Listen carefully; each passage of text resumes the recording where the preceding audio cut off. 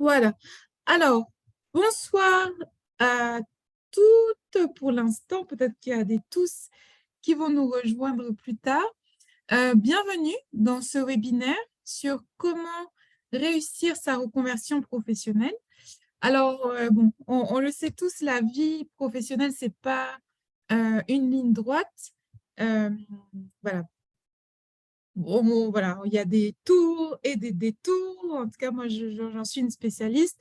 Parfois, à un moment de sa carrière, on peut avoir le sentiment d'avoir fait le tour des missions ou d'avoir fait le tour d'une entreprise ou d'avoir fait le tour d'un métier ou on a choisi peut-être, on s'est peut-être aussi engagé dans une voie professionnelle pour faire plaisir à papa, pour rassurer maman, mais c'était pas finalement vraiment ce qu'on avait au fond du cœur. Et puis, quand on avance en âge, nos vieux amours nous rattrapent et on se dit, mince, comment je fais maintenant pour passer de comptable à fleuriste ou de cadre dans la finance à DRH, etc., etc.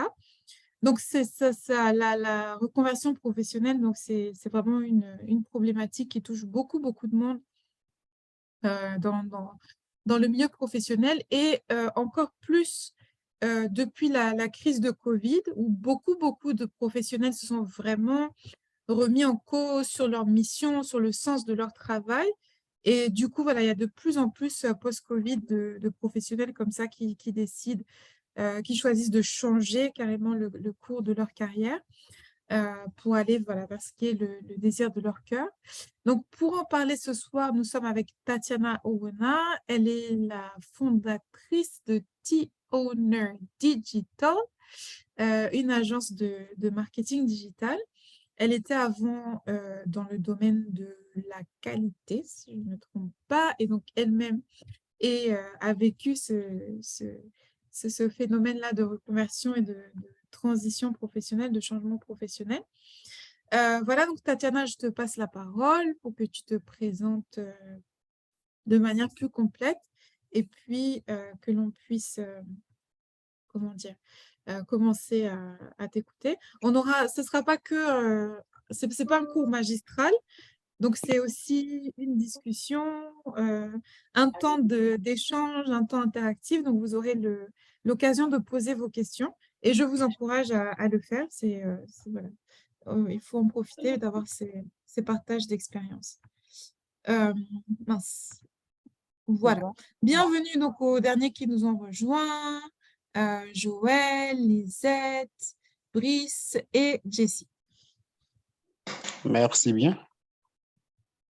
bonsoir. Alors, je vais activer ma caméra pour faire un petit coucou vite fait. Vous me dites si vous me voyez? Oui, non. Non, on ne te Non? voit pas. Et On là, voit uniquement. Là, on te voit, là, on te voit. Oui, là, on te voit. salut, c'est Oui. moi. Donc, je vais Bonsoir, couper. Tatiana. Oui. Voilà, je vais peut-être réactiver dans la partie, lors de la partie questions. Réponse, voilà. Oui, Oui, oui. voilà. Alors, ce soir, je partage mon écran déjà. Tac, partager. Vous me dites quand c'est bon. Vous voyez mon écran? Oui, on voit ton écran. On voit la présentation. Alors, comme annoncé, ce soir, je vais vous entretenir sur 7 étapes. J'ai regroupé ça en 7 étapes pour réussir sa reconversion professionnelle. Donc, 7 étapes, pourquoi? Parce que je vais faire appel à la méthode de questionnement QQO, QCCP, bon, c'est un clin d'œil à mon expérience dans le domaine de la qualité. Donc, c'est une méthode de questionnement qu'on déploie, structurée que l'on déploie dans le cadre de la résolution de problèmes. Donc, voilà. À l'ordre du jour, on va aborder ce que c'est que la reconversion professionnelle, juste pour planter le décor. Ensuite, on va parler justement de ce que c'est que le QQCCP là, pour justement réussir cet objectif qui est la reconversion professionnelle. Et puis, bon, je ne peux pas faire parler de reconversion professionnelle sans évoquer la place de surnaturel pour réussir ce projet et tous ces projets. Pour moi, c'est la base. Donc, enfin, on va évoquer les 8 erreurs. Enfin, il y en a plus, hein, mais pour moi, c'est celles qui pourraient produire le plus de dégâts si elles ne sont pas canalisées ou voilà. Donc, et puis, je vais vous présenter un peu ce que je fais. Alors, qu'est-ce que c'est que la reconversion professionnelle? C'est un ensemble pas un ensemble, c'est un processus qui survient au cours de sa carrière, comme la coach Rose-Marie l'a souligné. C'est, je suis comptable et puis il y a quelque chose qui me fait me sentir ne plus être à ma place. J'ai la boule au ventre quand je pars au travail. Ce n'est pas ponctuel, ça dure sur une longue période. Ça intervient et on pense à changer de carrière, de secteur d'activité, de métier. Ce qui peut motiver ce processus-là, ça peut être des circonstances indépendantes de ta volonté, c'est-à-dire chômage technique, puis ou maladie, de longue durée. Ça peut être la recherche tout simplement d'une vie meilleure, un équilibre vie pro, vie personnelle. Voilà, on travaille beaucoup, on donne beaucoup et puis voilà, on s'interroge sur le temps de qualité passe avec sa famille. On gagne peut-être beaucoup d'argent, mais on n'est pas heureux, du moins on a l'impression de louper quelque chose sur l'autre volet, parce qu'il n'y a pas que le travail, c'est l'autre volet de sa vie personnelle. Ça peut être un vif intérêt pour quelque chose, une passion qui revient. Tu sais, ce petit truc que tu as essayé de tuer, ça revient dans ta mémoire, dans ton cœur depuis toujours. Puis tu te dis, non, mais écoute, je ne peux pas vivre de ça. Enfin, qu'est-ce que les gens vont dire? Mais ça revient, ça revient, ça revient et ça revient. Alors, laisse-moi te dire que si tu te trouves dans ce processus, dans ce tourbillon, moi, je te propose de suivre cette étape avec la méthode QCCP pour voilà, poser le décor, évoluer et voir, allez, comment je peux passer à l'action? Est-ce que je passe à l'action? Si oui, dans quel domaine? Alors, qui je suis?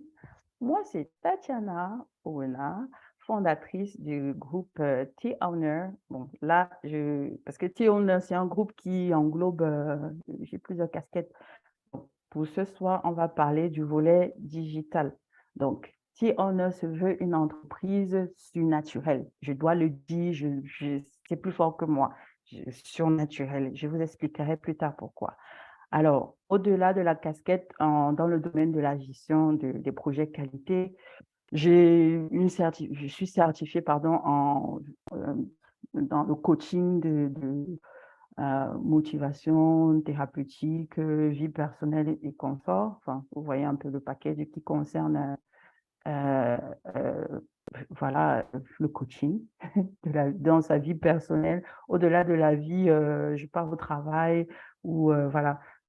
Donc, j'ai une reconnaissance officielle par rapport à cela parce que je me suis rendu compte qu'au fil de l'accompagnement que je propose, les personnes avec lesquelles j'ai déjà travaillé officiellement et officieusement, je- c'est un paquet. J'ai du mal à dissocier. Oui, viens, on refait le CV, on optimise ton compte, on te fait un dossier de motivation en béton sans attaquer le volet motivation. Parce que on est d'accord qu'il y a des périodes où voilà, on est à chaud, on est à fond, on sait ce qu'on doit faire, mais parfois on a besoin d'être reboosté. On sait ce qu'on a à faire, c'est vrai, mais on a besoin que quelqu'un nous accompagne, quelqu'un nous dise, voilà. Donc, c'est pourquoi je propose tout ce package-là et qui fait référence au côté surnaturel et au côté motivation.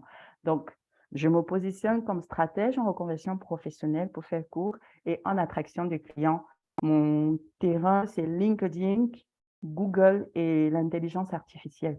Donc, on utilisera des outils LinkedIn et puis plein de petites astuces, voilà, de choses pour atteindre l'objectif qui va rentrer en droite ligne avec son appel.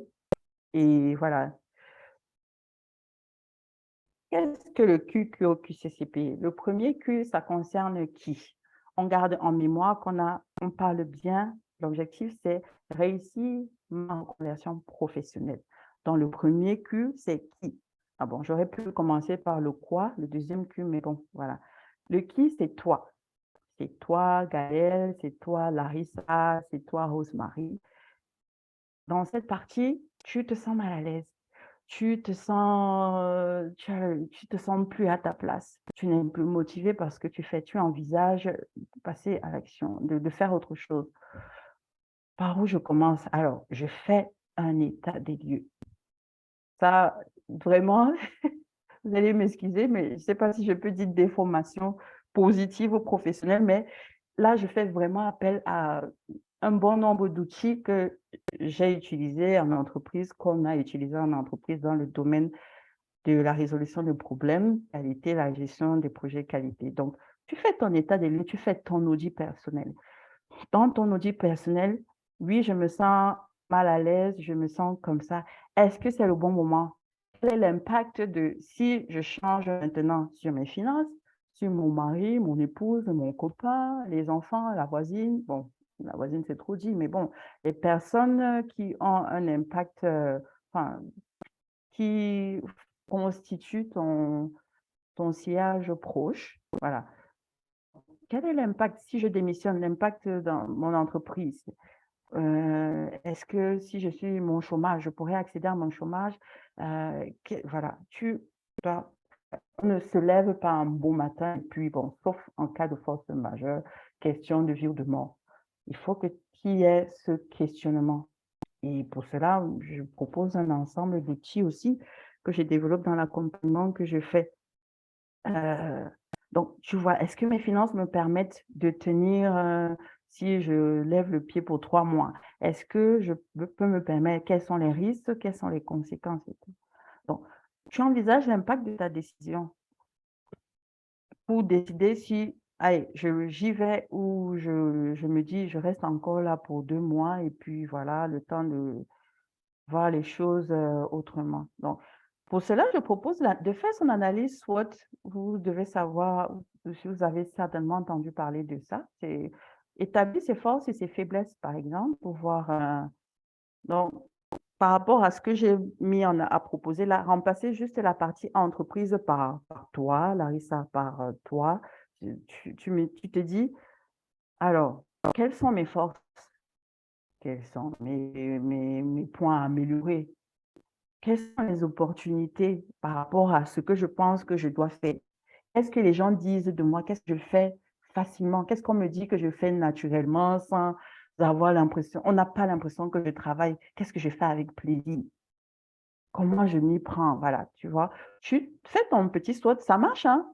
En fait, plus ta méthode, elle est structurée, plus, voilà, tu donnes du sens à ton projet, les choses se mettent en place, tu es motivé et puis tu sais un peu à telle c'est la discipline, l'organisation que oui, à telle période, oui, je pense que je peux faire telle action. À telle période, je pense que je peux ça te permet vraiment avoir une méthode structurée te permet de te projeter même sur le long terme et c'est bien qu'on arrive à se projeter puisque voilà, ça amène la dynamique, de passage à l'action. Donc dans la partie du qui, tu peux faire ton analyse SWOT, tes forces, tes faiblesses, en identifiant tes forces, tes faiblesses et puis les opportunités par rapport au marché, par rapport à ce que tu veux faire, par rapport à ce que tu penses des tendances, mais qui pourraient rejoindre ce que tu veux faire, ça à quoi tu aspires. Et en même temps, tu envisages aussi les menaces. Les menaces, c'est les risques, c'est l'impact que ça pourrait avoir. Ce n'est pas qu'il faille s'attendre au pire, mais bon, hein, il faut quand même, voilà, le risque de tel domaine, voilà, si je ne tiens pas compte de l'évolution de l'intelligence artificielle par rapport à tel domaine, ah, c'est mort, c'est cuit, c'est pas la peine. Donc, le Q, le deuxième Q de cette méthode concerne le quoi.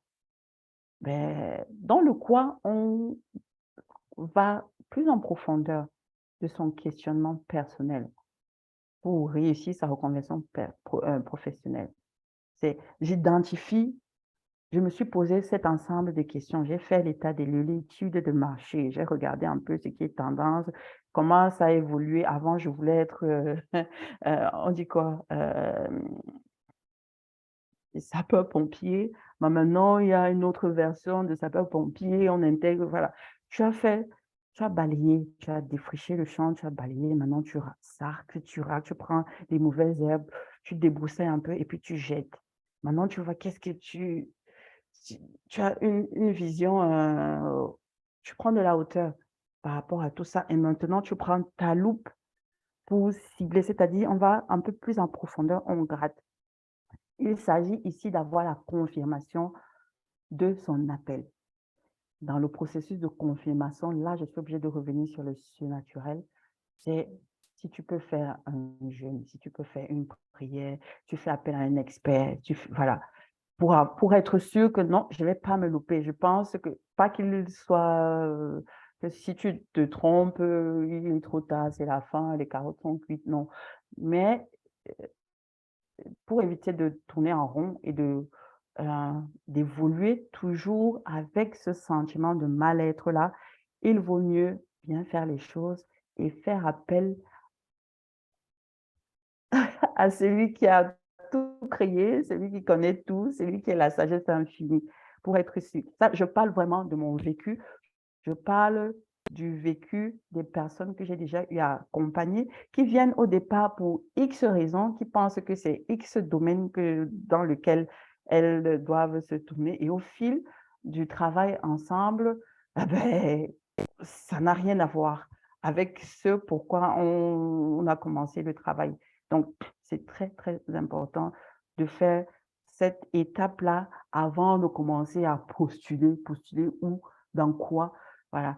Avant de dire que tu refais ton CV ou ta lettre de motivation. Donc, en amont, il faut prendre vraiment, vraiment, vraiment le temps de se questionner, de méditer, de faire des recherches, études de marché. Donc, pour ça, tu fais appel il y a des organismes, hein, Pôle emploi, qui proposent des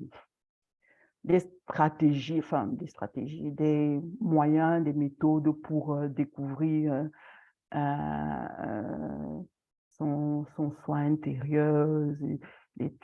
Bon, toutes ces méthodes-là, c'est bien, mais excusez-moi, sans le surnaturel, sans Dieu, écoutez, on peut passer à côté de quelque chose.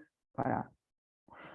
Donc, cette action du quoi-là, de zoomer dans son quoi, ça te permet de réfléchir sur tes compétences clés, sur les compétences transférables par rapport au poste, par rapport à ce que tu pourrais envisager, par rapport à voilà, cette activité qui semble être faite pour toi, que tu arrives à faire naturellement. Alors, tes compétences clés, c'est lesquelles? Tes compétences transférables, les valeurs, ton savoir-être. J'insiste sur le savoir-être parce que le de plus en plus, on recrute les gens où on est bien, où on garde, où voilà, les gens où il y a il y a de la prospérité.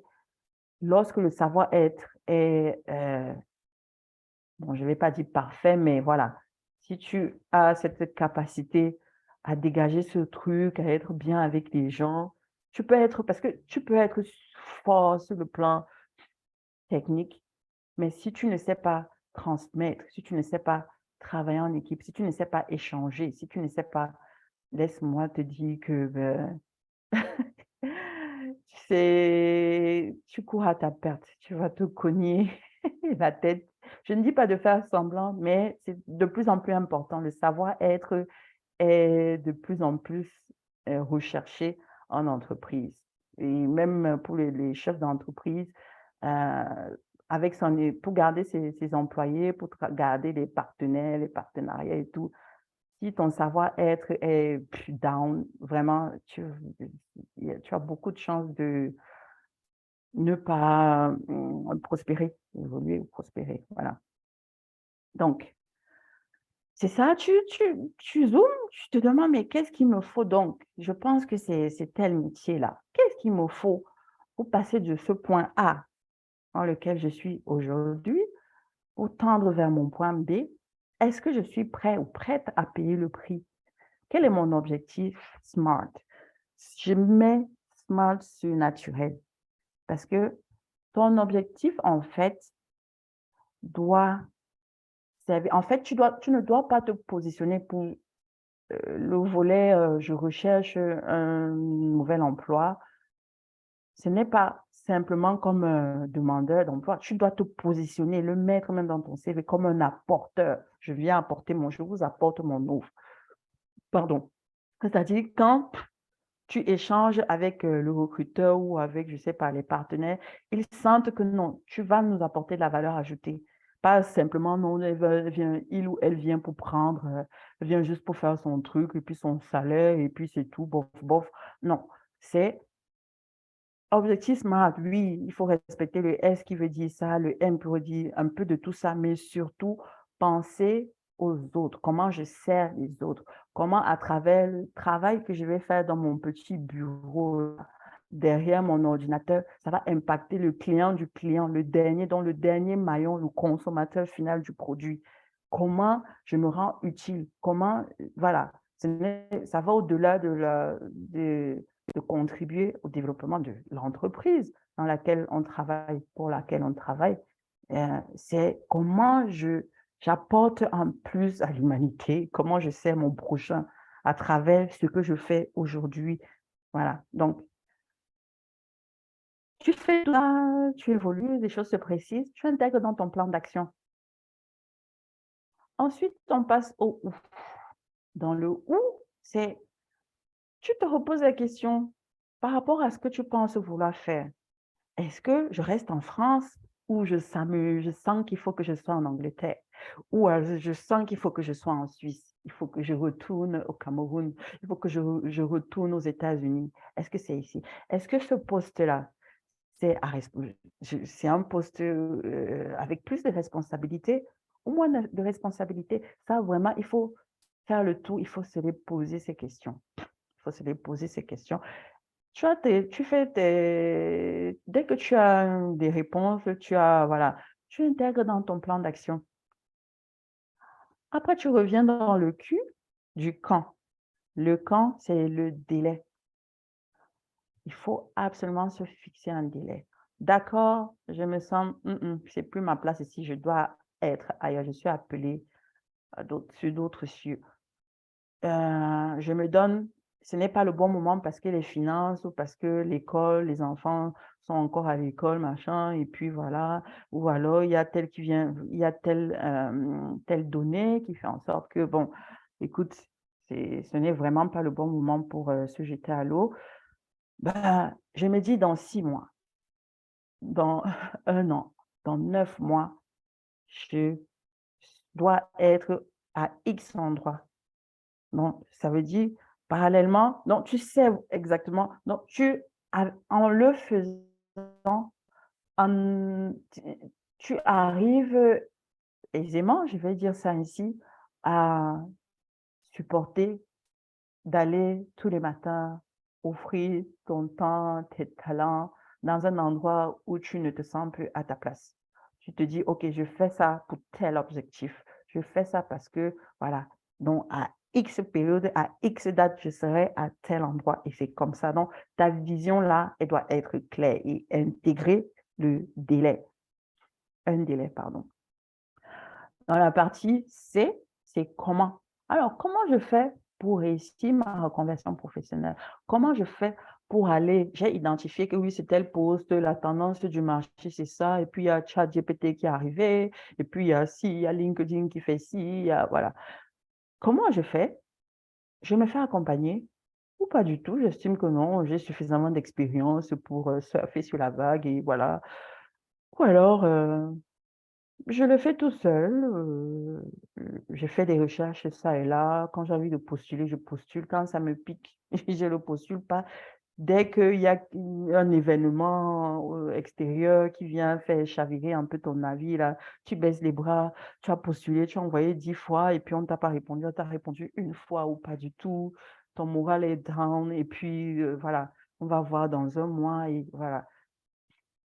Ou alors, non, j'ai suffisamment de maturité pour me débrouiller toute seule comme un grand. Je fais ce que j'ai à faire. Je fais ou alors tu fais appel à ces organismes-là qu'on trouve dans tous les... bon, je peux vous envoyer une liste après si vous voulez, hein, j'en ai aux États-Unis, en Angleterre, en Afrique, en France, surtout en France, j'ai beaucoup de... Je peux, voilà, à la demande, hein, vous me direz plus tard. Est-ce que ce projet-là, ce poste que je vise là, est-ce que ça nécessite que je retourne sur les bancs? Ah oui. Et retourner sur les bancs, l'idéal pour les personnes d'un certain âge, et voilà, et qui ont déjà certaines responsabilités, c'est l'alternance. Je recommande vivement parce que je suis passée par là.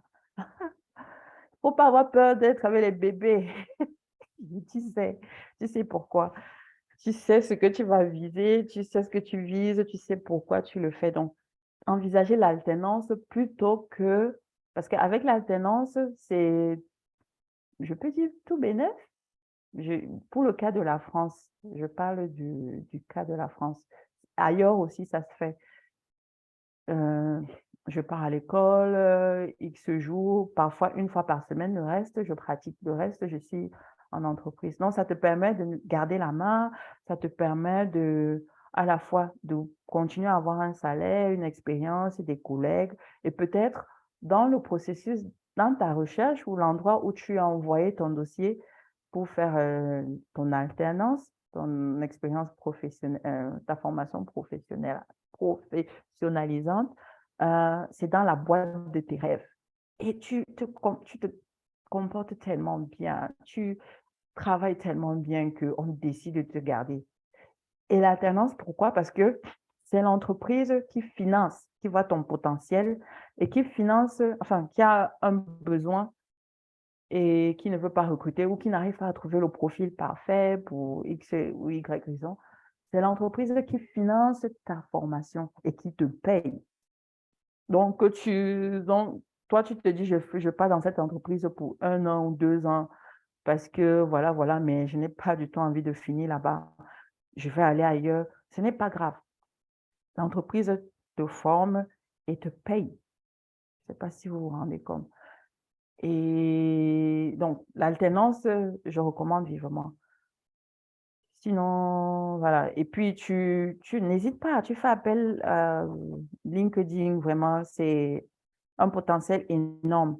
Pas forcément LinkedIn, la version payante, même avec la version non payante, tu fais des merveilles, tu fais des choses extraordinaires avec bon nombre de petits outils que tu pourrais ajouter. Voilà, je vais en parler un peu plus en profondeur devant. Alors, pour toujours dans le comment, tu définis ta stratégie donc gagnante. Ah, on a posé les décors, je suis mal à l'aise, je veux, machin, je pense que c'est ça. Les gens disent que je fais facilement ça. Moi-même, je pense que je fais ça aisément. Si c'est plus fort que moi, je vais faire ça, ça, ça, ça, ça, ça. OK. Mes finances sont à quelles? Est-ce que mes finances me permettent de payer une formation? Il y a quelle alternative? Euh, je m'organise comment? Ça, c'est pour le cas peut-être de si tu décides de poursuivre en entreprise et tu te dis dans 3 mois, là, je bouge. Ou alors, tu as levé le pied parce que tu as analysé et puis tu as vu que non, je peux tenir sur 2 ans. Ça aussi, j'ai des astuces à partager pour ceux qui sont en France, peut-être en Belgique aussi et en Suisse, peut-être aux États-Unis. Non. Mes finances me permettent de prendre une année sabbatique, de faire une mise en disposition, je ne sais pas quoi, donc pour travailler sur mon projet, est-ce que je me lance ou je me lance? Donc, tu réfléchis dans le comment toujours, c'est ma stratégie gagnante, tu l'as définie. OK, j'ai fait du réseautage, je participe à des after-work, je participe à des séminaires, des conférences visio ou en présentiel. Dès que j'ai une minute, dès que je pose un congé, tu organises tout ça, ça fait partie du truc. Tu as ta carte de visite prête, tu as ton compte, je vous assure, LinkedIn, tu as ton LinkedIn un jour parce que c'est là-bas que les personnes que tu as rencontrées, quand tu vas t'inscrire, on va te relancer, on va t'envoyer, machin, et puis on échange les contacts et tout. ton LinkedIn là, c'est une pépite parce qu'elles vont directement aller regarder les grosses boîtes que tu vises là, les boîtes VIP que tu calcules là. Hein, c'est là-bas. Elles sont là-bas. Et donc, on va se souvenir que oui, il y a telle qui m'avait donné sa carte de visite et tout. Elle va aller regarder, OK, son parcours, c'est ça. OK, d'accord, voilà. C'est comme ça qu'on peut te relancer. Donc, ne perdez pas l'opportunité pour rien parce que LinkedIn, on ne veut pas évoluer. C'est pour la technologie, la modernité. Il faut suivre le mouvement de façon stratégique, certes, mais il faut savoir se servir des outils que la vie nous présente parce qu'on évolue, c'est comme ça. Ce qui n'évolue pas meurt. Donc, tu fais ton petit réseautage là sur LinkedIn. Il y a des façons de le faire qui marchent super bien. Il y a des façons d'aborder les gens, de trouver les contacts des gens. Donc, avec ces extensions-ci, je partage, il y a des façons de trouver les mails professionnels des personnes qui sont dans les boîtes. Donc, tu identifies une personne sur LinkedIn et puis, bon, tu n'as pas accès à son email professionnel ou tu veux le contact RH peut-être de la personne qui est dans cette boîte. Il y a des façons d'extraire, de trouver les contacts sur Google. Tu extrais certaines extensions dans Google Chrome que je partage là. Donc, tu as ça, hein, il n'y a plus d'excuses. Pour préparer tes entretiens, il y a un bon nombre d'extensions que tu installes et puis je peux t'accompagner pour t'expliquer comment tu vas faire, voilà. Par rapport aux formations, tu veux une formation certifiante, vraiment reconnue, ou tu viens d'arriver en Angleterre, tu viens d'arriver aux États-Unis ou en France ou whatever, et tu as tes diplômes du pays, comme on dit, hein, on se parle là entre nous, il faut laver pour entrer dans le système. Et tu ne sais pas, tu n'as pas les finances, tu n'as pas les finances pour payer un truc à 15 000 euros, parce que c'est cher. Sachez que les grandes universités américaines et autres proposent des formations accessibles, voire même gratuites, et avec les certificats valables sur XPE que tu peux faire valoir, mettre en avant dans ton CV. Non, c'est-à-dire, tu as identifié que oui, je veux être auditeur, expert, je ne sais pas en quoi, là, en patate. Tu vas sur les sites-ci, là. Je vous ai partagé quelques-uns, hein, mais j'ai expérimenté hein, tout ce que je mets en avant, là. J'ai testé, j'ai recommandé à des gens qui ont testé et ça passe crème, comme on dit. Donc, tu peux te former avec LinkedIn Learning, comme je l'ai souligné. Tu peux retourner à l'école sur les bancs. Si pour ça, c'est pour ceux. Moi, j'avais fait ce choix parce que je sortais d'une période où j'avais décidé de lever le pied pour m'occuper de mes enfants, faire des enfants, m'en occuper, et je voulais rencontrer les gens. J'avais fait plein de formations pendant toute cette période-là en ligne, mais il fallait que je rencontre des gens, il fallait que je sorte, il fallait que je... Voilà. Donc, c'est pour ça que j'avais l'alternance. Mais sinon, il y a les cours en ligne, hein.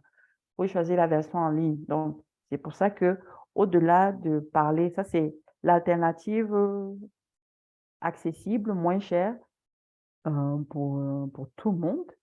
Et encore, même s'il y a la formation, le parcours, parce qu'il y a des parcours sur 3 mois, sur 1 an, dans tous les domaines que vous pouvez imaginer, euh, qui sont parfois payants. Il y a des parcours payants, mais il y a des astuces pour avoir ces formations-là gratuites. Donc, toujours dans la même lancée du comment, pardon, voilà, on va tourner là. Donc, il y a tu peux utiliser des outils pour automatiser ta recherche d'emploi. Il y a des sites, il y a des trucs à installer, tu fais, ça te rappelle ou ça balance, ça envoie des invitations, ça envoie des... Pardon. Il y a plein de petites choses que lorsque tu sais les maîtriser, sais les utiliser, c'est pas mal, c'est super. Non, ça t'allège un peu la tâche et puis c'est structuré, tu sais vraiment où tu vas. Donc, tu peux augmenter ta productivité en sachant, pardon, faire usage de l'intelligence artificielle. Oula. Ok,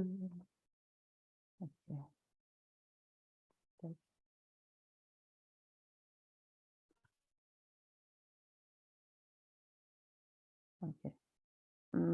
Donc, Tu peux aussi faire, on est, on est dans une, moi, je suis de ceux qui pensent que on peut se sortir du lot. On n'est pas obligé d'envoyer un CV pompeux classique. Bon, il y a peut-être des corps de métier qui sont encore un peu carrés sur les bords par rapport, mais j'ai essayé, j'ai fait essayer aussi à d'autres personnes et tu peux envoyer un CV, tu mets certaines choses là pour, voilà. Le but du CV, c'est vraiment de décrocher un entretien.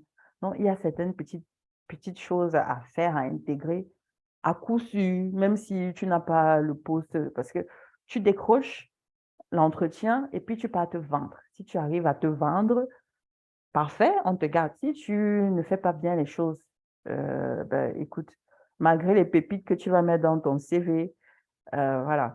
Donc, la lettre de motivation aussi, ben, je propose une autre façon de faire la lettre de motivation et qui marche bien, qui fait tout de suite, ça permet à la personne qui reçoit ton dossier, parce que moi, je propose quelque chose où tu envoies ton truc en bloc, comme on voit tout de suite quand il ou elle est professionnel, il ou elle sait ce qu'il veut, il ou elle vraiment peut compter. Quand si on lui demande de faire une petite, n'importe quelle tâche là, il ou elle va bien structurer, va bien présenter les choses et tout. Donc, moi, j'appelle dossier de motivation optimisé.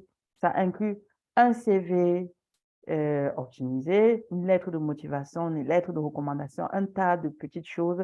Et la lettre de motivation que je propose, c'est vraiment, ça sort de pompeux, je sollicite votre haute bienveillance classique qu'on utilisait à l'époque de Mathusalem. Là, je propose autre chose, simple, terre à terre, vraiment qui favorise pas la familiarité, mais qui permet à la personne qui n'est pas forcément professionnelle, parce que parfois c'est le RH ou le chasseur de tête qui reçoit les demandes, très souvent, enfin de plus en plus, qui reçoit les demandes du service de la production, service marketing.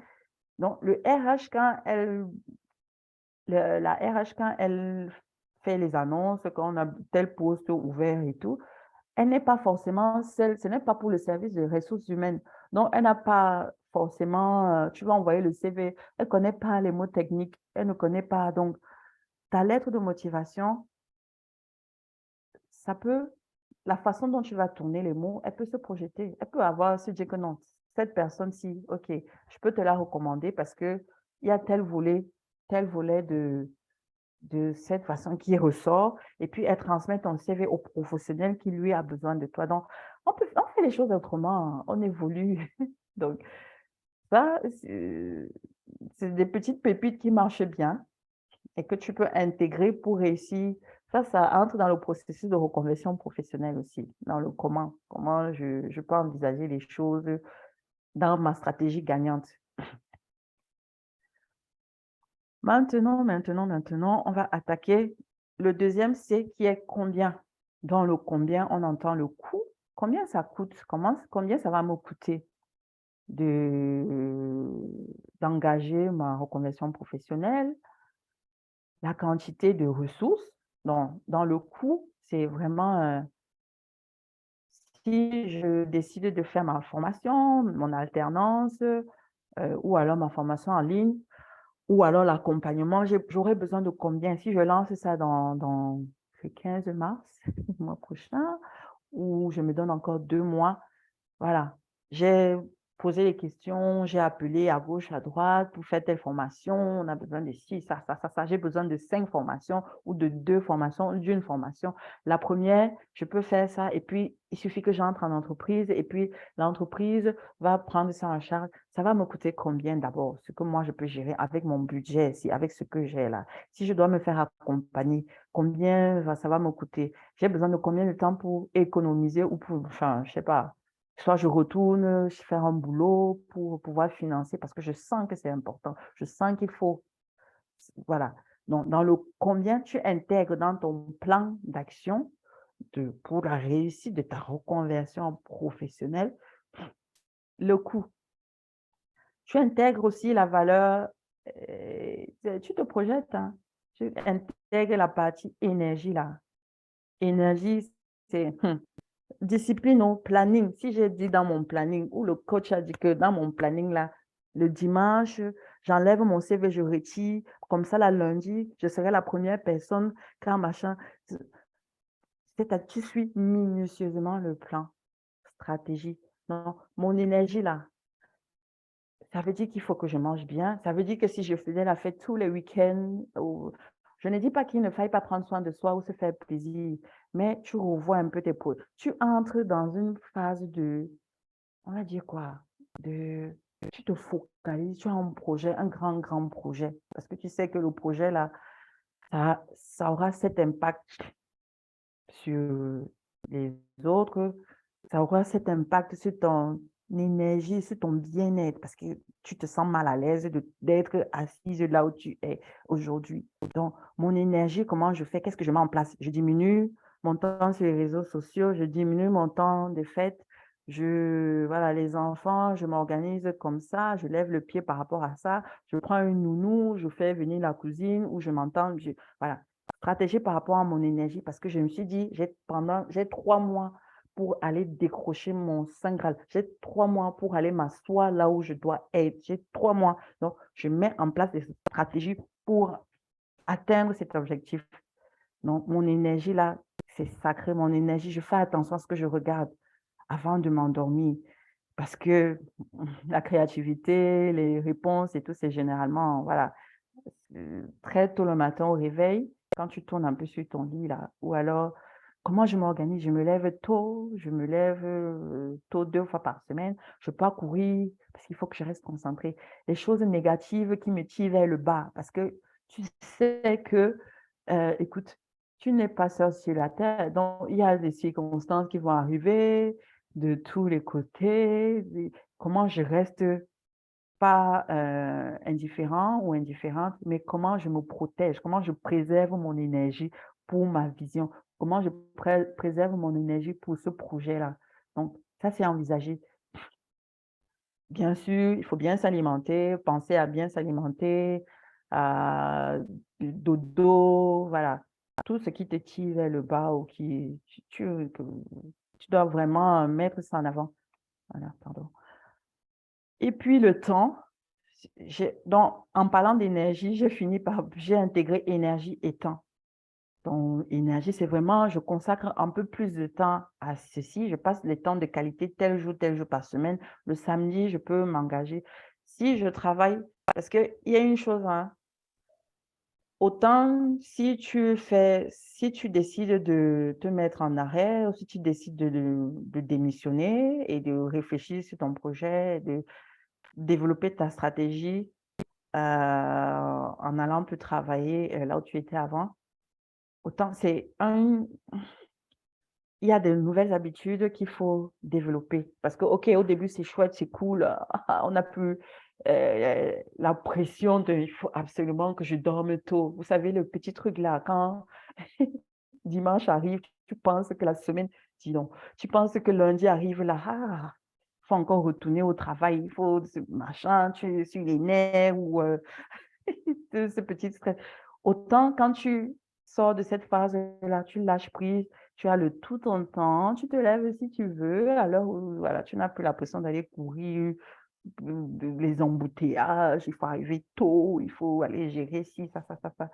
Il faut faire très, très attention parce que si tu ne prends pas les dispositions, à temps, certes, il y a une période où tu dois te reposer, tu dois te calmer, tu dois, voilà, récupérer. Il ne faut pas que ça dure trop longtemps parce qu'après, il va falloir mettre les bouchées doubles pour casser la nouvelle habitude. Donc, pour une habitude, en fait, c'est que tu la remplaces par une autre et ce n'est pas souvent évident de remonter la pente. Donc, il faut intégrer tout ça.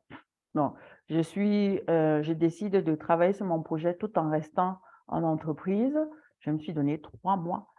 Voilà, je dis: «Mon temps, je le gère comme ça je supprime en faveur de ceci qui m'apporte, qui permet de travailler ma productivité, qui permet tout en restant, disponible si on a besoin de moi, en ayant des temps de qualité avec mon copain, ma copine, ma femme, mon mari, les enfants». Autant, je décide Ah, c'est bon, là, je n'en peux plus, ça me bouffe mon énergie, ça me bouffe, je démissionne, voilà, parce que j'ai étudié et je vois que oui, je peux me permettre de faire ça sur X période. J'organise mon temps, comment je ne dors pas trop, parce que si je suis à la maison, je me dis, OK, pendant 3 semaines, je m'accorde des vacances ou un mois, je peux m'accorder des vacances. Et puis, je cherche, si tu as les moyens, je cherche un espace de coworking où que je vais payer le mois, où je vais rencontrer d'autres personnes qui sont dans la dynamique, ou des entrepreneurs, ou d'autres personnes qui sont dans le même processus que moi et qui, non, sortis de la maison, où je pars travailler à la bibliothèque, je fais mes recherches, je respecte mon planning et tout, à telle heure. Voilà, c'est vraiment rester quand même dans la dynamique de quelqu'un qui se lève tous les matins pour aller au travail. Parce que quand tu restes à la maison, tu as faim, tu veux dormir, Netflix, les appels par-ci, par-là, c'est il y a tel coup, tu gères, il y a tel alors qu'avant quand tu bossais, écoute, il y a tel ou tel, ben, tu vas attendre, ça va attendre que je rentre, ça va attendre dans une semaine que je puisse poser mon congé, que je puisse poser ce voilà. Donc tout ça, c'est à envisager. J'ai mis une alerte sur la bonne vision, je reviens là-dessus. La vision par rapport au projet au projet de reconversion professionnelle, au poste que tu vises, voilà, il est important, mais vraiment très important que ce soit tourné vers autrui. C'est-à-dire, je me positionne comme un apporteur de solutions. Je me positionne comme un offreur de solutions. J'apporte mon offre. Je veux, pardon, je veux postuler à TV5. Je viens me positionner que oui, j'ai telle expérience. Je pense que je peux vous apporter ça. Voilà, je peux donner, c'est tu donnes, tu reçois, tu donnes, tu reçois. C'est tout bête, tout simple. C'est ma vision doit intégrer que c'est pour servir les autres. Je dois être au service des autres. Je ne le répéterai jamais assez. Je dois être au service des autres. Donc, quand tu définis ta vision là, si c'est comptable ou quoi là, dans ton SMART, tu définis être expert comptable pour pouvoir apporter machin ou augmenter, contribuer à 5%, l'augmentation de 5% de X, Y. Mais vraiment, il faut intégrer cette notion qu'il faut servir la multitude. À travers mon poste d'enseignant, au-delà du fait que bon, ça me passionne, c'est moi, c'est je veux apporter de la valeur aux personnes que je vais encadrer. Je veux transformer des vies. Voilà, ça c'est terre à terre, le résumé. Transformer, une transformation profonde.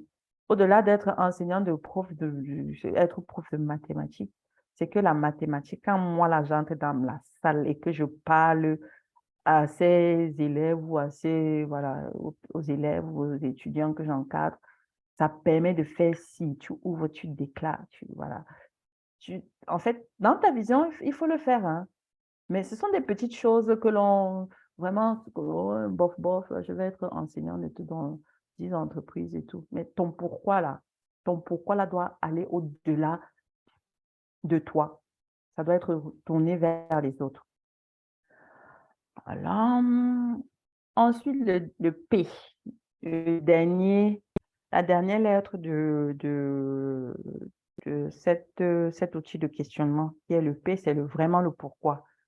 Pour revenir à ce que j'ai dit précédemment, c'est, ben, écoutez, pour réussir ma reconversion professionnelle, hein, pourquoi je veux changer de poste, pourquoi je sens que pour avoir une vie plus épanouie, c'est vrai, c'est simple, c'est que je sais que si je suis au bon endroit au bon moment, là, je n'aurai plus ce truc-là qui me gêne. «Ah! Qu'est-ce que j'ai fait là? Pourquoi je suis là?» Tu fais les choses avec plaisir, tu supportes les choses avec, aisance, tu es là où tu dois être. Comme je l'ai dit, pour servir la multitude, c'est important, ou intégrer ça quand vous définissez votre vision, quel que soit le secteur d'activité, quel que soit le domaine, quel que soit voilà, Mark Zuckerberg, il a fait son Facebook. Ça a permis à des gens de se retrouver et qui ne s'étaient pas vus depuis des années. Au-delà de «Oh oui, j'ai une bonne idée, je suis un télo, super intellectuel et puis je veux me faire des milliards». Ça a transmis. Oui, il est du monde, il n'est pas du monde, mais ben, ça a transformé des vies. Ça a permis des connexions, ça a permis aux gens d'avoir des opportunités, de faire le commerce, de le lancer. Donc, quel que soit ce que tu veux faire, ce que tu penses que tu dois faire, ce que tu penses que Dieu t'a dit que c'est ça que tu dois faire là, vraiment, il est important de mettre, quand tu écris ta vision là, servir la multitude, servir la multitude.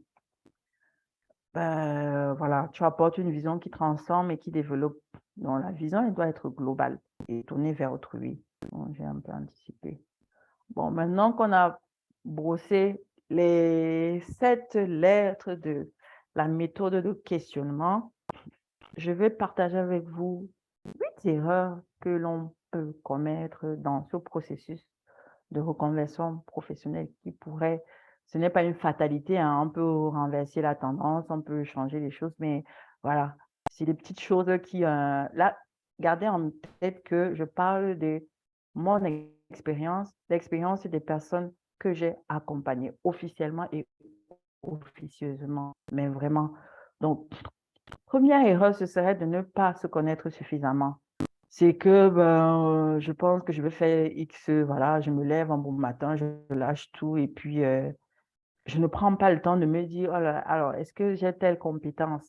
Est-ce que je peux servir? Est-ce que je peux mettre celle-ci pour, voilà, mais pour, est-ce que ça peut me servir? Est-ce que ça peut servir mon entreprise? Est-ce que ça peut servir? Voilà. C'est important de se faire cette interrogation avant de passer à la partie, je dois refaire mon CV, je dois refaire ma lettre de motivation.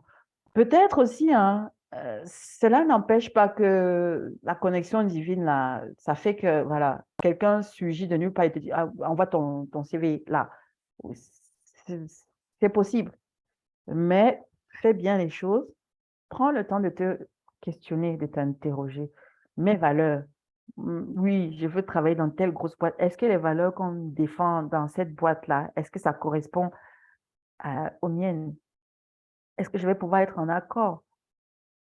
Je vais me permettre de prendre un exemple d'une proche à moi qui a longtemps, elle est comptable. Elle a longtemps cherché le travail elle avait des petits boulots là dans des cabinets à gauche et à droite. Et puis, elle a eu une opportunité dans une grosse boîte multinationale là, super bien payée, mais chrétienne pratiquante. Désolée, hein, s'il y a les non-chrétiens, mais il faut dire les choses terre à terre comme elles sont. Là, on parle des valeurs de chacun, ça diffère d'une personne à une autre. Donc, cette personne, premier mois, deuxième mois, elle se rend compte que, ouf, on distribue comment on dit, des solutions on accompagne les personnes homosexuelles, on leur donne les dispositifs pour les conséquences de l'homosexualité, des conséquences, hein, je suis désolée, le rapport sexuel entre, voilà, ça a des conséquences. Donc, en sourdine, et on ne met pas ça en avant. Quand tu viens, tu postules et tout, mais cette personne avait même un poste responsable de la région de ceci et tout, mais la boule au ventre, quand elle a découvert ça, mince, je dois signer, c'est moi qui fais. Donc, c'est pour ça que je dis, c'est très important. Mes valeurs, oui, c'est le salaire formidable. Oui, c'est l'entreprise, j'ai le matériel, j'ai accès à ci, je vois du beau monde. Sur le plan intellectuel, c'est formidable parce que dans cette entreprise, on vous forme tous les ceci, on vous envoie en mission à gauche, à droite. Est-ce que les valeurs, il suffit d'un petit truc. Est-ce que les valeurs là, c'est donc, il faut prendre le temps en amont, méditation, prière, ou je sais pas, conseil, expertise, de bien s'assumer, se connaître suffisamment. Deuxième point, c'est ne pas savoir se valoriser. Ah oui, très souvent, on le fait. On le fait, soit on se sur, survalorise et ça passe pour, quoi? Pour, de la suffisance. Mais il y a une façon là, soit on se dévalorise. On le fait comment? Son dialogue intérieur: «Ah, c'est trop beau pour être vrai. Ah non, je ne peux pas. Je veux bien. Est-ce que je peux même?» Quelque chose te chauffe le cœur depuis des années là. Tu es là comme: c'est trop, je ne peux pas prétendre. Ça vient dans ton cœur là que tu as été créé pour ça. Il y a des gens qui attendent que tu fasses. Non, non, c'est trop. Tu te dévalorises, ton dialogue intérieur. Et puis, ça se ressent dans ta lettre de motivation. Il y en a qui le mettent. J'ai accompagné des gens qui, mais si peut-être je ne pense pas, c'est vrai que je n'ai pas, ouf, à l'oral lors de l'entretien. Donc, autre erreur, ne pas savoir se valoriser. Se reposer uniquement sur son expérience passée. Ça, c'est les réfractaires. J'ai fait 10 ans dans tel domaine, alors voilà, ça a toujours marché comme ça. Je continue comme ça, la point. Alors, très souvent, ça cache la peur, hein. C'est que la personne se dit, est-ce que je serai à la hauteur? Est-ce que c'est pour ça que dans le leadership en entreprise, il y a des techniques en qualité. Là, je vais vraiment parler de la qualité parce qu'ils ont une façon de faire les choses qui est formidable et qui peut être transposée même dans sa vie personnelle, dans tout autre domaine.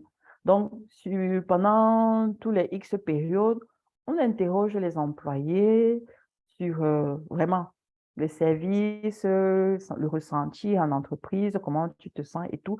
Et à partir de ça, avec certains outils, on détecte que, oh, là, ou alors, il y a soit tu fais ça spontanément, soit c'est qu'il y a tel problème, tel problème, tel problème. Et il faut comprendre, tu ne te contentes pas de résoudre le problème. Il faut attaquer, comment te dire, il faut attaquer la cause profonde, hein, avec le diagramme Ishikawa, là. Il faut attaquer la cause profonde du problème. C'est-à-dire, OK, il y a eu tel problème. On identifie que c'est la machine. Est-ce que c'est la machine? Est-ce que c'est le produit? Est-ce que c'est la ressource, les personnes qui ne sont pas bien formées? Est-ce que c'est la fatigue? Est-ce qu'il faut intégrer des activités, des sorties d'entreprise pour favoriser le bien-être au travail et tout? Donc, se reposer uniquement sur son expérience passée, c'est quand il y a un problème, on identifie la cause profonde, on peut se rendre compte que non, il y a un besoin de formation, il faut former. Donc, il faut accepter que pour évoluer, voilà, il faut continuellement se former, pas forcément retourner sur les bancs 10 ans et tout. Quoique, ça dépend de ton projet, hein, c'est faisable. Mais c'est, voilà, est-ce que je vous ai présenté les programmes des grandes écoles du monde, les grandes écoles américaines, il y en a même en Chine, qui proposent bon, c'est tout bénef pour eux aussi, hein, ça fait du social, ça leur permet aussi de dénicher des talents, ça leur permet, c'est vraiment, bon, je risque de raconter toute ma vie là, mais voilà, se reposer, une erreur que l'on pourrait commettre, qui pourrait plomber notre projet de reconversion professionnelle, c'est se reposer sur son expérience passée, uniquement sur son expérience passée, sans envisager la formation, sans envisager d'apprendre. Alors, mon terrain de travail privilégié, c'est LinkedIn. Ce serait de ne pas avoir un profil LinkedIn à jour, attractif et interactif. Tu as participé à ton truc de réseautage, de coworking,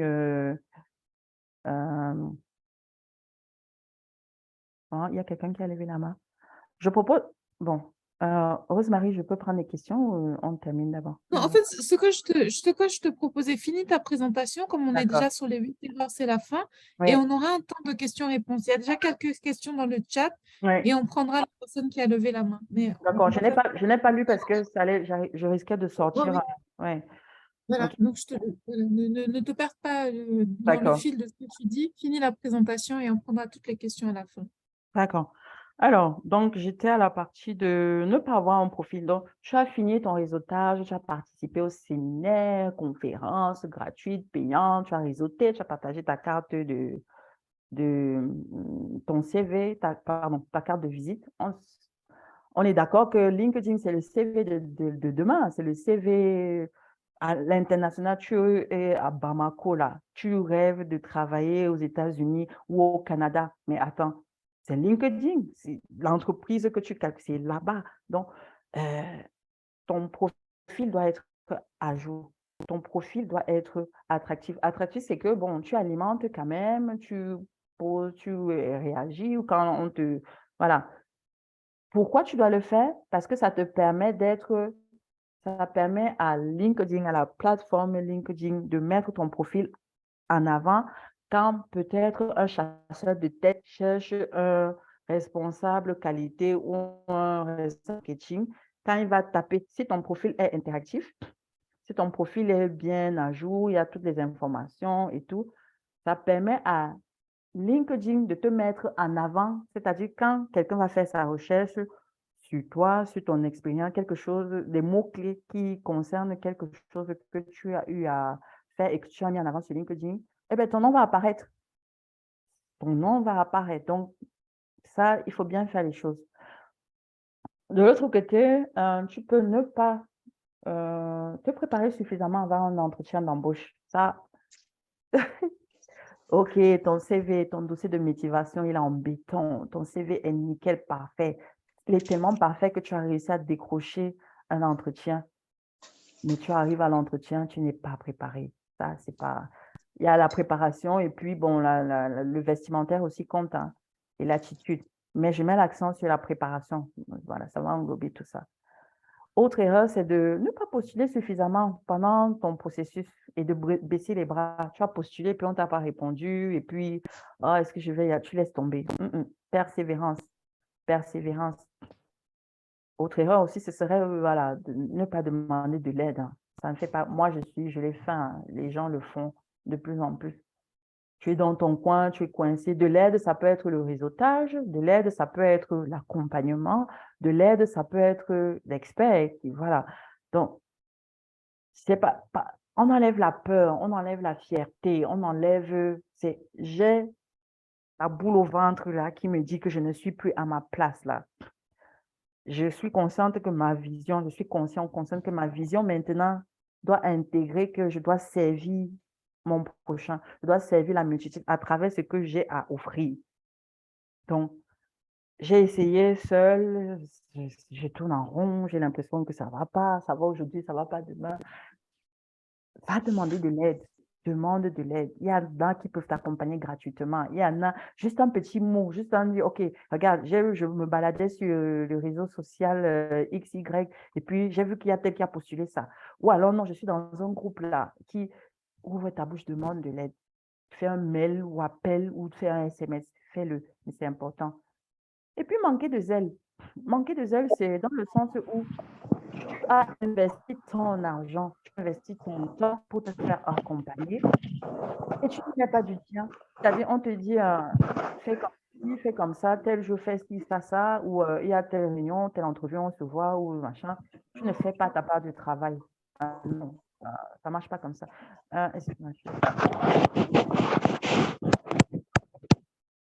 Il y a un micro qui est ouvert. Donc, enfin, on a parlé de qu'est-ce que c'est que qu'est-ce que c'est que la reconversion professionnelle. On a vu cette étape pour réussir sa reconversion professionnelle. On a vu les erreurs. Maintenant, la base, la place du Silencieux. surnaturel. Tatiana, tu peux essayer? Ah voilà, c'est bon. Oui. Oui, Merci. coupé? Oui, ok. Vous m'entendez?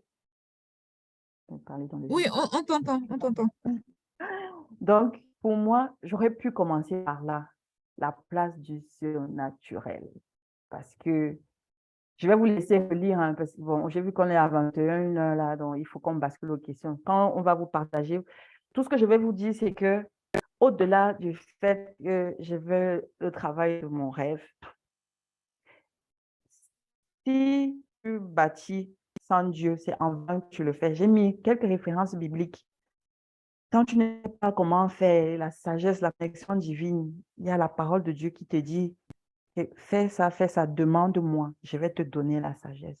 Il y a une attitude à avoir, rester dans la joie, rester positif, ou quand ça ne va pas, ou quand tu es malade pendant le processus, où tu te demandes que, hey, parce que le syndrome de l'imposteur, il est réel, il est là, il viendra te dire, est-ce que tu as même fait le bon choix de démissionner? Est-ce que tu penses même, est-ce que tu seras à la hauteur? tu fais tes, tu branches, je connais mon identité en Christ. Je suis faite à l'image de Dieu, celui qui a créé tout, celui qui a créé les Blancs, les Noirs, les Chinois, et qui a donné à ces personnes l'intelligence de réaliser ce qu'elles ont réalisé. La place de surnaturel, c'est que mon poste là, il est surnaturel parce que je puis tout par Dieu qui me fortifie. Parce que c'est Dieu dans mon sommeil qui va me dire qu'OK, pour telle activité là, il y a tel problème en entreprise, essaie un peu de faire comme ça là, et puis tu te lèves le matin. L'idée, la gratitude, donner, penser aux défavorisés, penser aux personnes, donner un coup de main gratuitement à ceux qui en ont besoin. C'est obéir aussi. Quand tu sens que Dieu, je sais pas, tu demandes la connexion divine et puis il te dit, tel vient vers toi et puis il te dit de faire telle action et tu es là, tu sais que tu dois postuler, tu dois oser appeler ou contacter X, tu ne fais pas ta part. Eh bien, écoute, la foi sans les œuvres, c'est que dalle. C'est que dalle. Non, ton état d'esprit là, c'est Dieu. La direction divine là, en amont que tu dois travailler, c'est Dieu. Donc, je vais terminer là. On va passer à mon contact. Je suis, voilà mon email, mon Telegram. Et bon, j'ai trois groupes Telegram là qu'on va animer sous peu parce que j'ai une nouvelle vague d'accompagnement qui va commencer en, je n'ai pas encore bien arrêté, mais c'est en mars, peut-être mi-mars. Donc, mon offre, c'est celle-là. Hein. C'est, comme je vous ai dit, stratège en reconversion professionnelle avec LinkedIn et l'intelligence artificielle. Je propose un accompagnement complet et personnalisé, mais vraiment personnalisé. Parce qu'au fil de ce que j'ai eu à faire, mes expériences, en un mois, pardon, oui, Doudou. Non, mais c'est vrai, ce petit déjeuner, excusez-moi.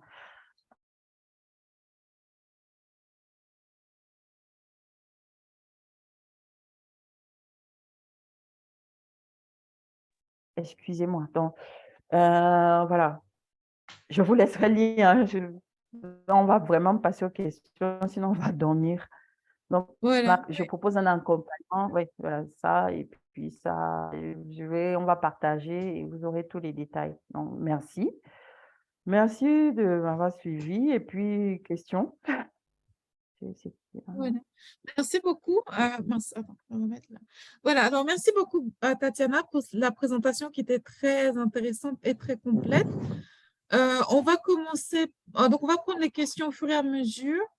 Je pense qu'il y a quelqu'un qui demandait, il ne faut pas l'oublier, il faut nous l'envoyer, coach. J'imagine que c'était ta présentation. Est-ce que vous pouvez nous aider, s'il vous plaît, dans la réussite de cette lettre, la lettre dont tu as parlé? Est-ce que tu peux donner quelques éléments, quelques clés, quelques conseils?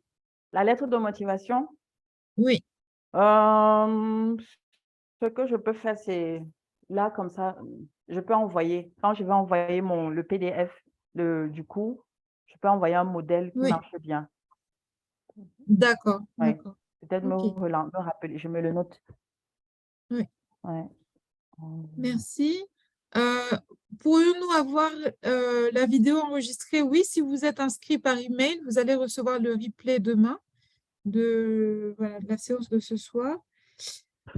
Bonsoir Benoît. Alors, il y a quelqu'un qui avait levé la main. Ouais. Si la personne peut ouvrir son micro et poser sa question. Ouais.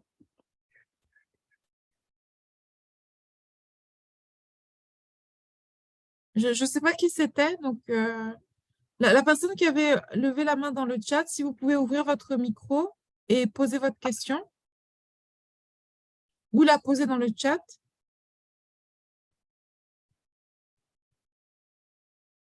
Et bon, si la personne a perdu sa question, euh, peut-être, alors, en attendant que quelqu'un se décide pour, pour poser une question, par rapport à la personne qui demandait les conseils pour la lettre de motivation. Ouais. La lettre de motivation, en gros, elle doit être structurée en trois parties. Donc, partie 1, vous, partie 2, moi, partie 3, nous. La partie 1, vous, c'est pour montrer au recruteur que vous avez compris son besoin de recrutement, que vous avez compris ce qu'il recherche, que vous avez compris pourquoi il a ouvert ce poste et à la recherche de quoi il est. Ça, c'est en gros le premier paragraphe. Moi, c'est là où vous allez parler de vous-même, de vos compétences, de vos expériences passées, ce qui les intéresse, ce qui intéresse l'employeur, parce que ça, c'est une question, enfin, une erreur que je vois souvent dans les lettres de motivation.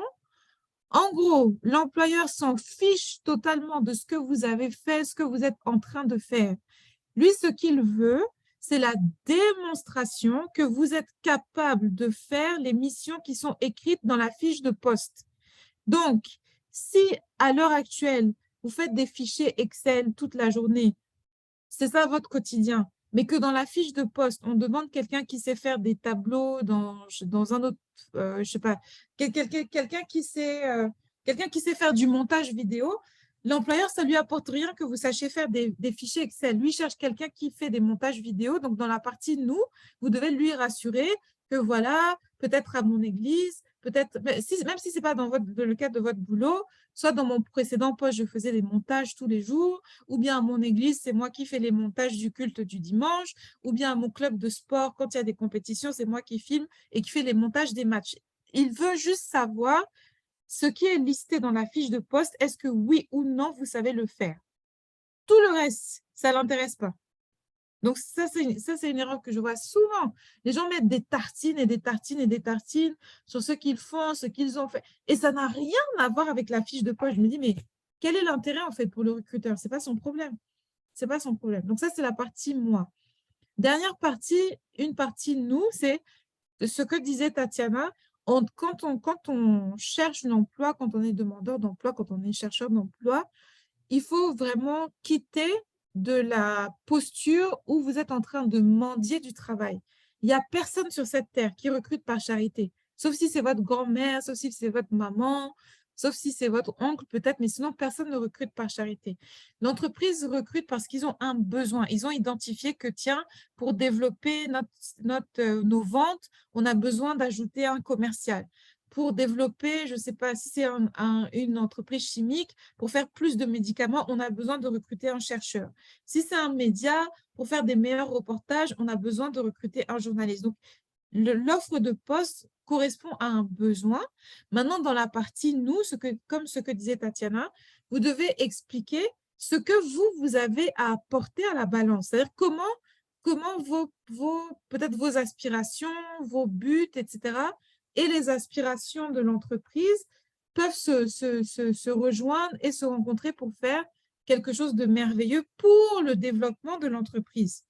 L'entreprise ne crée pas d'abord un poste pour que vous puissiez vous épanouir vous-même, ou pour que vous puissiez être heureux, ou pour que vous puissiez apprendre des choses, ou pour que vous puissiez vous former. Ils créent d'abord un poste parce qu'ils ont un besoin. Et maintenant, c'est vous, dans comment vous allez venir vous insérer dans cette équation du besoin de l'entreprise. Donc, partie 1, vous, j'ai compris ce que vous...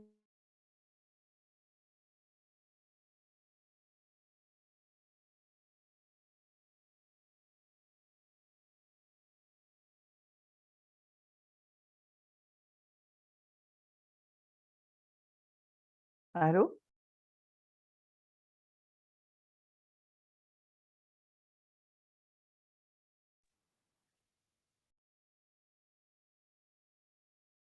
Alors,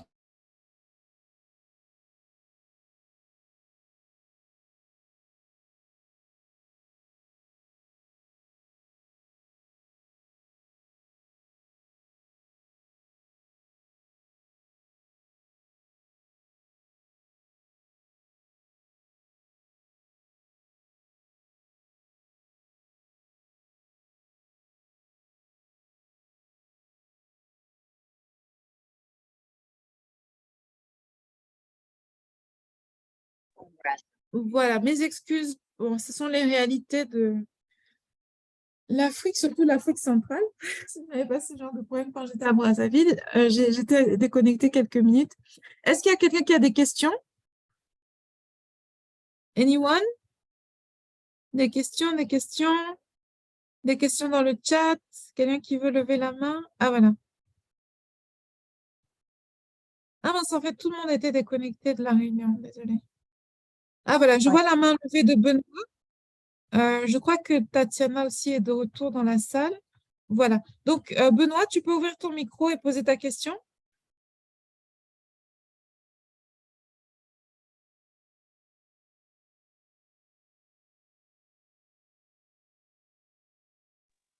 Allô? Oui, bonsoir Benoît, on t'entend et on Oui, t'écoute. bonsoir. Je voulais poser une question par rapport, comme vous parlez des entretiens. J'aimerais savoir, puisqu'il y a des questions qu'on nous pose souvent qui nous échappent. Par exemple, quand on nous demande qu'est-ce qui vous a motivé à postuler à ce poste, il y a souvent nous répondons, donnons des réponses peut-être qui ne sont pas valables. C'est pourquoi quelquefois quelquefois on ne retient pas la personne sur les postes qu'il a postulé. Pouvez-vous nous aider avec une réponse vraiment qui est plus précise par Je vais rapport à cette carrément. question? Ouais.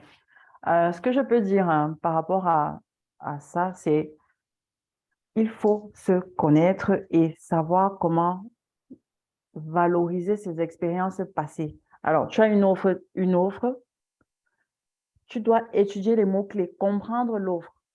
En fonction des Oui, mots-clés, tu analyses, tu adaptes ton CV, c'est-à-dire tu as eu une expérience il y a 100 ans qui pourrait servir dans ce poste-là, tu la mets en avant. Tu fais des recherches. Tu fais des recherches par rapport à l'expérience que tu as eue à 100 ans et qui est demandée à ce poste-là. Tu te renseignes, tu regardes des vidéos, tu fais des recherches, qu'est-ce qui se fait, qu'est-ce qui machin, quel est le type de personnalité qui est recherché pour ce type de poste. Et en fait, il faut vraiment se préparer. Se préparer, c'est que tu ne te positionnes pas comme on parle d'amélioration, de points à améliorer et non point positif. C'est oui, je n'ai pas telle expérience dans machin, mais il y a quelques jours, j'ai regardé machin et je pense que je pourrais m'adapter. Je suis dotée d'une capacité d'adaptation. Donc, ne pas terminer ton entretien sur une note négative, c'est-à-dire on te pose quelque chose et au lieu de dire je ne sais pas ou je n'ai jamais vu, tu rebondis, tu tournes la phrase pour montrer que non, je suis ouvert à l'apprentissage. Non, je peux m'améliorer. Non, j'ai entendu parler. Non, je suis même en train de me former pour pouvoir vous apporter. Tu vois? Donc, mm, c'est vraiment, tu montres de l'assurance et pour ça, tu te prépares, tu étudies ton offre. Donc, mm, en fait, moi, je dis souvent qu'il faut avoir autant de CV. Tu vas tester certains CV qui passent mieux, qui te donnent accès à plus d'entretiens, même si ça n'aboutit pas. Et dans ces CV-là, tu tournes les phrases d'une certaine façon en fonction de l'offre. C'est important d'avoir l'offre. Et tu vas te renseigner sur l'entreprise. Tu vas regarder un peu le chiffre d'affaires, les valeurs de l'entreprise, c'est quoi? OK, ils sont combien? L'évolution sur X période. Ah, ça veut dire que il y a 2 ans, il y avait tel nombre d'entreprises où ils ont vécu tel ceci. Vraiment, tu mets ça en avant.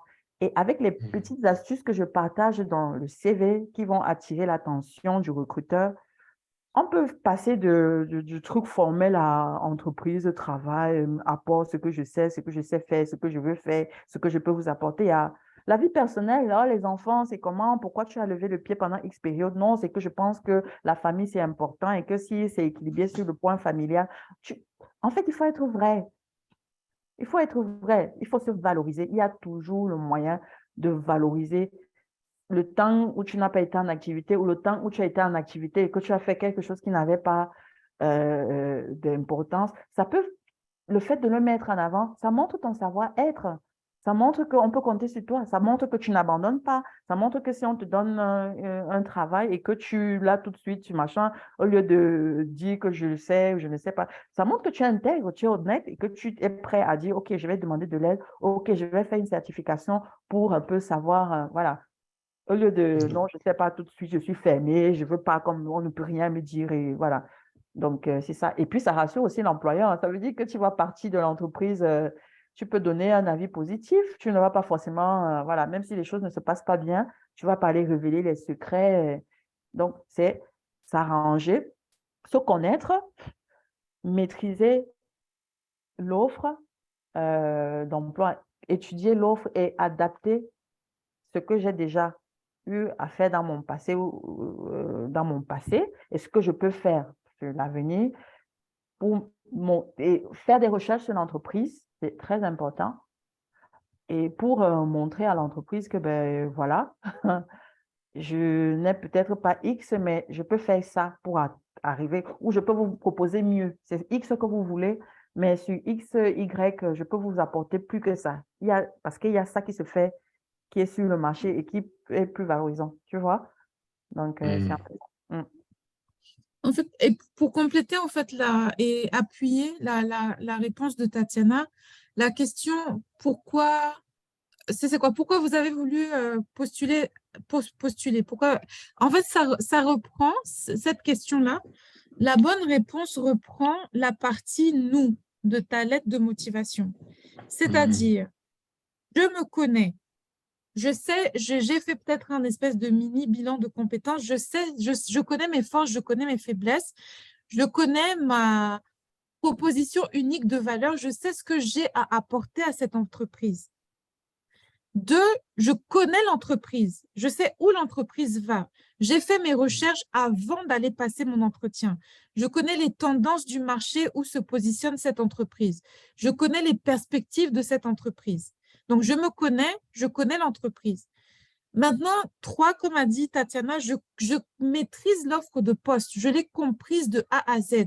Je sais ce que l'entreprise recherche. Je sais de quoi ils ont besoin. Je sais pourquoi ils ont ouvert ce poste à la base. Je sais quelles sont les implications et l'apport que ce poste va avoir dans l'entreprise. Maintenant, sur la base de tous ces éléments, c'est plus facile. Par exemple, si tu sais que je sais pas, mettons, c'est un poste de commercial.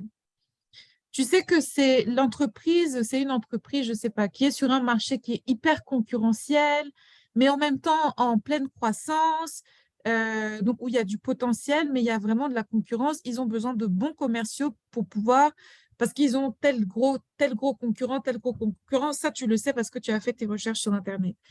Tu maîtrises la fiche de poste. Tu sais pourquoi ils ont créé ce poste. Voilà, c'est, je sais pas, le marché des casques audio évolue. Il y a je sais pas, des casques audio avec intelligence artificielle intégrée qui sont en train d'arriver sur le marché, blablabla. Il faut se positionner. Tout ça, tu le sais parce que tu as fait tes recherches. De l'autre côté, toi-même, tu te connais bien. Tu sais que, je sais pas, tu es quelqu'un d'organisé. Tu sais que tu es quelqu'un qui a le sens de la communication. Tu sais que tu es quelqu'un euh, qui est très à l'aise au téléphone et puis dans tes précédentes entreprises, tu as des taux de conversion de 70% sur tes clients. Maintenant, on te demande pourquoi tu as candidaté. Tu peux dire, voilà, je sais que votre entreprise, vous êtes sur le marché des casques audio, il y a l'intelligence artificielle intégrée dans les casques qui est en train d'arriver, c'est en train de bouleverser le marché. Voilà, je sais que voilà, vous êtes, c'est un marché très concurrentiel. Moi, je suis un commercial qui arrive avec telle qualité et je suis venu. Tu dis pas que tu es venu pour apprendre, tu es venu pour que l'entreprise puisse se positionner sur ce marché concurrentiel des casques audio et gagner des parts de marché. Ben déjà, tu les intéresses. C'est-à-dire que tu n'as pas tourné. Parce que ce qu'il faut comprendre, c'est que le processus de recrutement n'est pas tourné vers vous, les candidats. I'm sorry. C'est tourné vers l'entreprise. Bon, vous cherchez le boulot, vous avez un besoin d'avoir un travail, pour être utile dans la société, pour avoir un salaire, pour payer vos factures. Mais pourquoi il y a l'offre de poste? Pourquoi on vous convoque en entretien? Pourquoi on a payé quelqu'un pour étudier les CV, les lettres de motivation des autres? Parce que l'entreprise a un besoin. Quand vous comprenez, quand votre shift change et que vous comprenez que le processus de recrutement n'est pas à propos de vous, mais le processus de recrutement est à propos de l'entreprise qui a un besoin, que vous, en tant que professionnel, qui avez des compétences, des qualités, etc., vous êtes en mesure de combler, ça va, vous allez, en fait, c'est-à-dire vous allez rédiger votre CV, vous allez rédiger votre lettre de motivation, vous allez aborder les entretiens d'une manière différente et qui va intéresser l'entreprise. OK. Si vous venez dans le recrutement pour prendre, si vous vous dites que je vais travailler dans l'entreprise X, c'est pour m'aider à avoir de l'expérience ou c'est pour m'aider à renforcer mes compétences, ce n'est pas un stage. Ce n'est pas ça qu'ils cherchent. D'accord. Et si on répondait en disant que c'est parce que mes compétences correspondent au profil, à la description du poste, c'est pas une bonne réponse aussi ou comment? C'est une réponse, mais c'est un peu plat et il faut l'argumenter. Oui, c'est ce que tout le C'est monde... vague, il faut l'argumenter. Parce qu'on se doute bien que c'est-à-dire si tes compétences ne correspondaient pas au poste, tu n'allais pas être en entretien à la base. Oui. Donc, ça, on le sait. Ça, on le sait. Donc, quand tu as dit ça, tu n'as rien dit, en fait. D'accord. Mais si tu sais argumenter que, voilà, moi, je maîtrise telle compétence, c'est une compétence précise que tu peux nommer. Moi, je suis le roi des tableaux Excel. Moi, dès que j'arrive dans une entreprise, je suis commercial, les ventes augmentent de 70%. Ça, c'est du concret. Ça fait une différence. Si c'est juste de dire que le poste me correspond, ben oui, hein, on s'en doute, sinon tu ne serais pas là. Non, mais sérieux. C'est clair. D'accord, je suis en train de corriger les erreurs. Oui. Sinon, tu allais avoir une lettre de refus. Monsieur Benoît, on a reçu votre candidature. Malheureusement, les critères ne correspondent pas. Tu allais recevoir cette lettre. Donc, si tu es en entretien, c'est que ta candidature tient la route et que ton profil est adapté au poste. Donc, c'est comme une tautologie. C'est comme si tu n'as rien dit. D'accord, ça c'est clair. Ça c'est clair. Oui, madame, il y a possibilité de nous envoyer une lettre de motivation classique. Oui, j'ai noté. Oui, hein. voilà, Oui. elle a noté. Oui. Ouais, Elle va vous envoyer des exemples. Des exemples de lettres de motivation. Et puis, il faut contactez-moi. Il y a mon contact dans le mail parce qu'il faut que je vois le contexte. Et voilà, pour donner des conseils plus adaptés. Et n'hésitez pas à partager parce que ça peut aider quelqu'un à côté de vous. Voilà, n'hésitez pas à partager mon contact. Ça peut aider. Moi, je suis passée par là et voilà, je sais ce que c'est. D'accord. En fait, ce qu'il faut retenir par rapport au CV, par rapport à la lettre de motivation, bon, l'entretien, c'est un autre game, mais le CV et la lettre de motivation, tout doit partir de la fiche de poste. Donc, les compétences que vous soulignez dans votre CV, c'est celles qui sont dans la fiche de poste. Les tâches que vous soulignez dans votre CV, votre lettre de motivation, c'est celles qui sont dans la fiche de poste.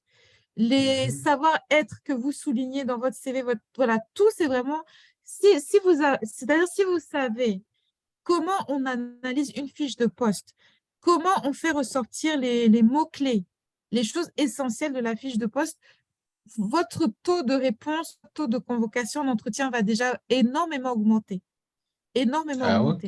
Parce que beaucoup de candidats tapent à côté. Quand je vous dis que l'entreprise s'en fiche de ce que vous avez fait qui n'est pas dans la fiche de poste, beaucoup de candidats se trompent. Et c'est pour ça que quand les coachs vous donnent des conseils en emploi, on vous dit c'est presque un CV et une lettre de motivation par candidature. Parce qu'à chaque fois, vous serez obligé de remodifier quelque chose pour coller à la fiche de poste.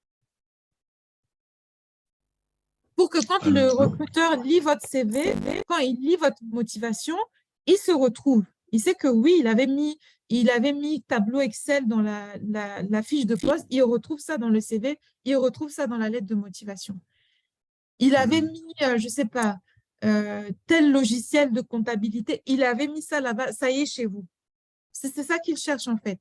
Et surtout, dites-vous bien que dans les grands groupes, dans les agences des systèmes des Nations Unies, toutes les grosses structures à l'international, Le premier tri du CV, le premier tri de la lettre de motivation, ce n'est pas un être humain qui le fait, c'est un robot. C'est un logiciel. Donc, le Ah, logiciel, ok. il recherche des mots-clés. Le logiciel, il est bête, hein. Le logiciel, c'est le recruteur qui programme, qui dit cherche-moi tel logiciel, cherche-moi telle compétence, cherche-moi dans… Et c'est le logiciel qui filtre. Donc, si ce que vous avez mis dans votre CV, ce que vous avez mis dans la lettre de motivation, vous tapez à côté déjà par rapport à la fiche de poste, vous n'aurez jamais l'entretien. Never. Ok. Ok. Donc, vraiment, l'analyse de la fiche de poste, beaucoup de candidats passent à côté, mais c'est clé, c'est essentiel. Essentiel pour des candidatures réussies. Ah, Vraiment, vraiment, c'est la base. c'est très Vraiment, c'est la base. complexe alors.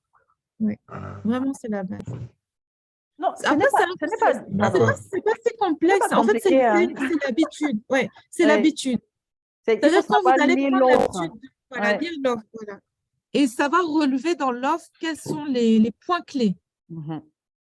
Et C'est pas si compliqué. C'est pas si compliqué. ce qui peut t'aider, c'est tu tapes sur Google, c'est important, quelles sont les caractéristiques de tel poste d'un agent Oui. comptable. Tu vas voir, tu tapes Mm. une, deux, sur deux, il y a des choses intéressantes et tu compares, tu prends peut-être 4 réponses, tu regardes, il y a des mots qui reviennent, il y a des mots-clés qui reviennent, il y a telle personnalité à avoir, telle personnalité. On ne te dit pas de mentir, hein, mais tu vas regarder un peu, oui, ça là, je sais faire, ça on me dit souvent, bon, ok, je bats cette caractéristique parce que ce n'est pas demandé dans l'offre, cette offre d'emploi. Et quand j'ai comparé peut-être 4 CV ou 4 offres différentes que les entreprises voilà, expriment pour ce besoin de ce poste-là, il y a telle compétence qui revient, telle compétence. Et en fonction de ça, donc, que tu valorises tes compétences, que tu valorises ton CV et que tu adaptes. Parce que comme la coach Rosemary l'a dit, c'est le logiciel hein, qui filtre, c'est qui tamise. Ça n'arrive Mhm. même pas, voilà. Ça arrive au Ok. recruteur, mais en deuxième, en fait. Ça arrive au recruteur en deuxième. Donc, le premier tri, dès que tu postules, tu reçois la lettre négative, nanana, c'est un logiciel qui a filtré. Ok. Maintenant, le deuxième coup d'œil, effectivement, c'est un être humain qui regarde, mais le premier tri, c'est les logiciels. Donc ça, il faut Ok. vraiment le tenir en compte. Si ce n'est pas une PME ou je ne sais pas quoi, vous imaginez, pour chaque poste, ils reçoivent peut-être 300, 1000 candidatures et chaque chargé de recrutement a peut-être 6 ou 7 recrutements qu'il doit clôturer en même temps. Donc, il n'a pas le temps de dire 6000 CV. Hein. Il n'a pas le temps de dire 7000 CV. Donc, le premier tri, c'est un logiciel. Deuxième tri, ça lui sélectionne peut-être 10 profils, 20 profils. Là, il regarde avec son œil d'être humain. Mais sinon, le premier tri, c'est là où les mots-clés, c'est vraiment important. Vraiment, vraiment important. Donc, voilà. Mhm. Donc, Je comprends. Je il est comprends. déjà tard, les amis. Donc, nous allons nous quitter. En tout cas, Tatiana, merci beaucoup. Je rouvre pas ma caméra parce que j'ai un peu peur de la connexion de Brazza, là. En tout cas, Tatiana, merci beaucoup pour ce que tu Merci nous as à vous. partagé, pour les conseils. Voilà, donc vous aurez demain par mail le replay de la présentation de ce soir, du webinaire de ce soir, et puis la présentation de Tatiana, plus les conseils pour la lettre de motivation. Voilà, donc pour ceux qui sont en recherche d'emploi, bon courage. Voilà, soyez Je persévérants, voudrais ça va ajouter finir quelque chose. par payer. Voilà, je t'en prie, Tatiana. Mm. Ouais. C'était pour dire, hein, si vous voulez un webinaire où on va zoomer sur X parties, sur la lettre de motivation, sur le CV, sur l'entretien, il faut le faire savoir par mail. Attends que tu arrives. Voilà, il faut juste vous signaler. Si on a une cinquantaine de personnes, ok, c'est parfait. On pourra diffuser. Excusez-moi. Mm. Voilà, merci. Alors, c'est les réalités des mamans. Voilà, il y a une urgence là. Donc, en tout cas, Tatiana, merci infiniment. Merci à tous d'avoir été présents ce soir pour ce webinaire. Donc, rendez-vous dans vos inbox demain avec le replay. Bonne soirée.